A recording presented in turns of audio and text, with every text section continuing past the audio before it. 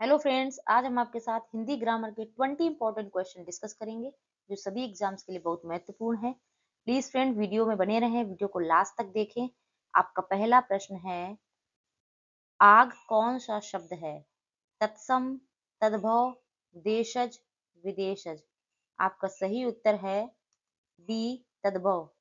तद्भव ऐसे शब्द होते हैं जो संस्कृत भाषा के शब्द होते हैं और उनमें बदलाव करके हिंदी में यूज किया जाता है, वो हमारे तद्भव शब्द होते हैं। आपका दूसरा प्रश्न है, ग्रीस में कौन सा संधि है? गुण संधि, वृद्धि संधि, आयादि संधि, दीर्घ संधि। आपका सही उत्तर है डी, दीर्घ संधि। ग्रीस का संधि विच्छेद गिरि प्लस गिरि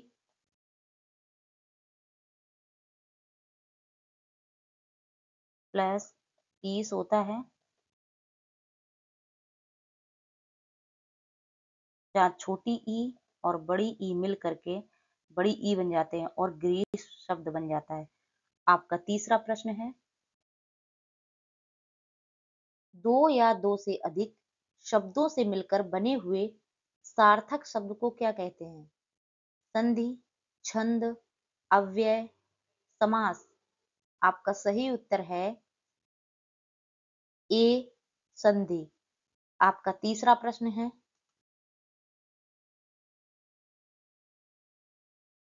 मृगनयनी में कौन सा समास है? तत्पुरुष, कर्मधारय, अव्ययी भाव, बहुब्रीहि।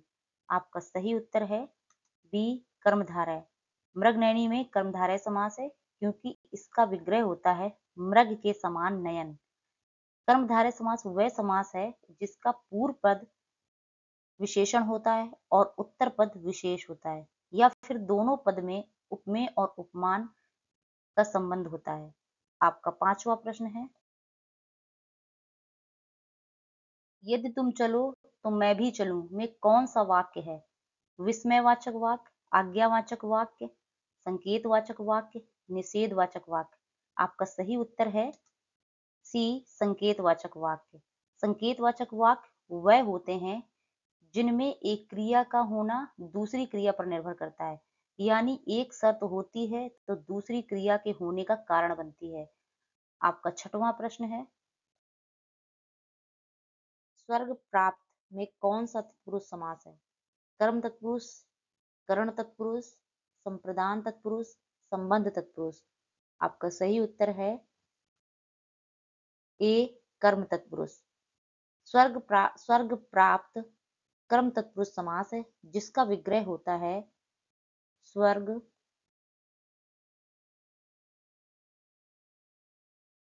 को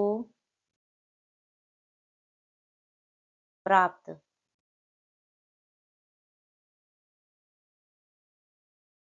जहां कर्म कारक का चिन्ह को का लोप हुआ है, कर्ता ने कर्म को, तो ये कर्म तत्पुरुष समास है।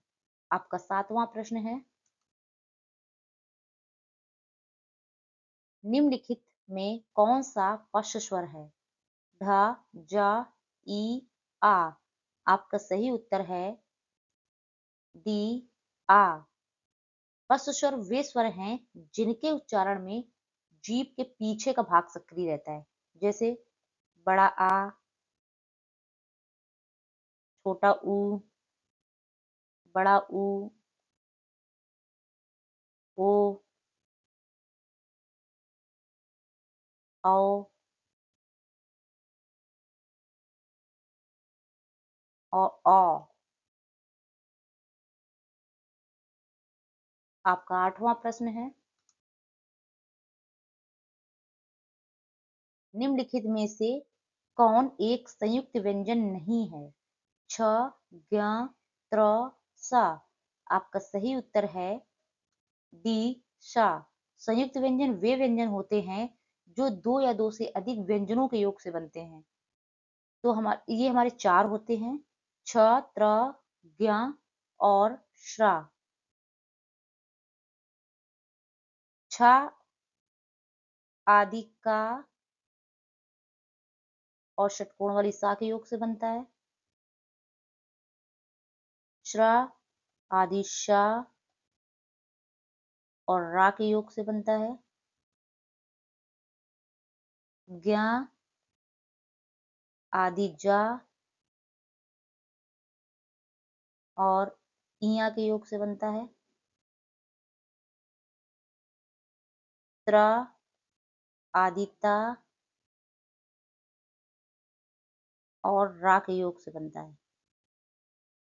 आपका 9वां प्रश्न है, संदेशनी मधुवन कूप भरे में कौन सा अलंकार है? अतिशयोक्ति, अन्योक्ति, वक्रोक्ति, रूपक। आपका सही उत्तर है ए अतिशयोक्ति। संदेशनी मधुवन कूप भरे का अर्थ है कि मधुवन के कुएं संदेशों से भर गए हैं। ये एक ऐसा वर्णन है जिसे वास्तविक रूप में संभव नहीं माना जा सकता, क्योंकि संदेश किसी भी कुएं को नहीं भर सकते। ये स्पष्ट रूप से किसी बात को अत्यधिक बढ़ा चढ़ाकर प्रस्तुत करता है, इसीलिए यहाँ अतिशयोक्ति अलंकार है। आपका 10वां प्रश्न है,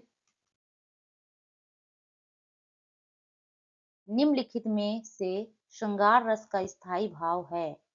हास, उत्साह, निर्वेद, रति। आपका सही उत्तर है डी रति। जहां नायक या और नायिका के प्रेम भरे संबंधों और क्रियाकलापों का सुंदर वर्णन किया जाता है, वहां श्रृंगार रस होता है। आपका 11वां प्रश्न है, हर गीतिका छंद के प्रत्येक चरण में मात्राएं होती हैं? 15, 24, 28, 31। आपका सही उत्तर है सी 28। आपका 12वां प्रश्न है, चरण कमल बंदौ हरियाई में कौन सा अलंकार है? उत्प्रेक्षा, उपमा, अनुप्रास, रूपक। आपका सही उत्तर है डी रूपक। चरण कमल बंदौ हरिराई पंक्ति में रूपक अलंकार है, क्योंकि इसमें चरणों पर कमल का अभेद आरोप किया गया है, यानी चरणों को कमल के रूप में ही बताया गया है, जहां उपमेय को उपमान के रूप में प्रस्तुत किया गया है। आपका 13वां प्रश्न है, निपात कितने प्रकार के होते हैं? 5, 7, 8, 9। आपका सही उत्तर है डी 9। निपात वे सहायक शब्द हैं जिनका प्रयोग वाक्य में किसी बात पर जोर देने, विशेष बल या अतिरिक्त भावार्थ प्रदान करने के लिए किया जाता है। ये शब्द वाक्य के अर्थ में परिवर्तन नहीं करते, बल्कि पूरे वाक्य को अधिक प्रभावशाली बनाते हैं। जैसे उदाहरण के लिए ही, भी, तो, तक, ना, नहीं, क्या, काश जैसे शब्द निपात के अंतर्गत आते हैं। आपका 14वां प्रश्न है, इनमें से कौन सा भाववाचक संज्ञा है? श्याम, पानी, बचपन, नदी। आपका सही उत्तर है सी बचपन। भाववाचक संज्ञा ऐसे संज्ञा शब्द हैं जिनसे किसी व्यक्ति या वस्तु के गुण, दशा, अवस्था या भाव का बोध होता है, जिन्हें हम केवल महसूस कर सकते हैं, छू नहीं सकते, देख नहीं सकते। आपका 15वां प्रश्न है,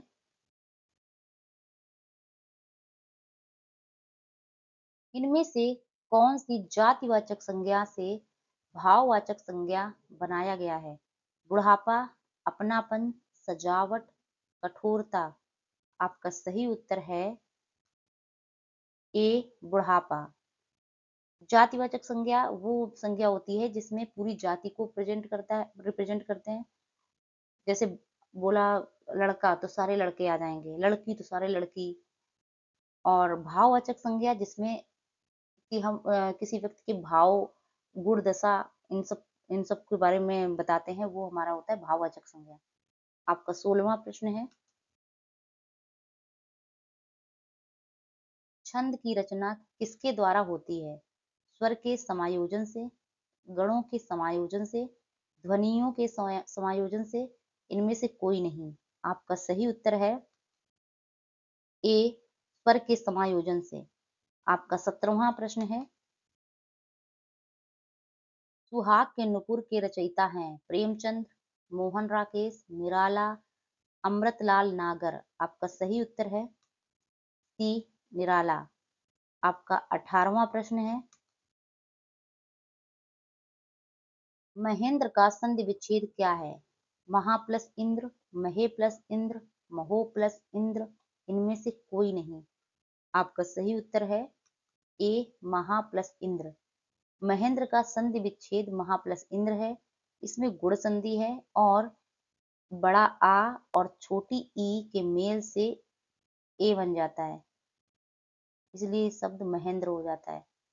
आपका 19वां प्रश्न है, निम्नलिखित में से रूढ़ शब्द कौन सा है? जलज, वैभव, मलयज, पंकज। आपका सही उत्तर है डी वैभव।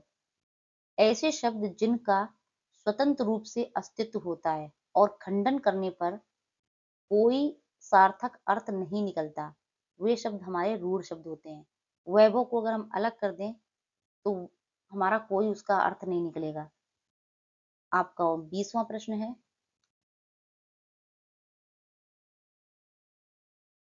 प्राण प्रिय में कौन सा समास है? द्वंद्व, कर्मधारय, द्विगु, तत्पुरुष। आपका सही उत्तर है डी कर्मधारय। प्राण प्रिय में कर्मधारय समास है, क्योंकि प्राण प्रिय का अर्थ होता है प्राणों के लिए प्रिय या प्राणों से भी प्रिय, जहां प्राण पहला पद विशेषण के रूप में कार्य कर रहा है और दूसरा पद प्रिय की विशेषता बता रहा है। प्लीज फ्रेंड्स, अगर आपको वीडियो पसंद आया है तो प्लीज वीडियो को लाइक कर दें और अगर चैनल में नए हैं तो प्लीज चैनल को सब्सक्राइब कर लीजिए। कमेंट बॉक्स में कमेंट करके हमें जरूर बताएं आपको वीडियो कैसा लगा।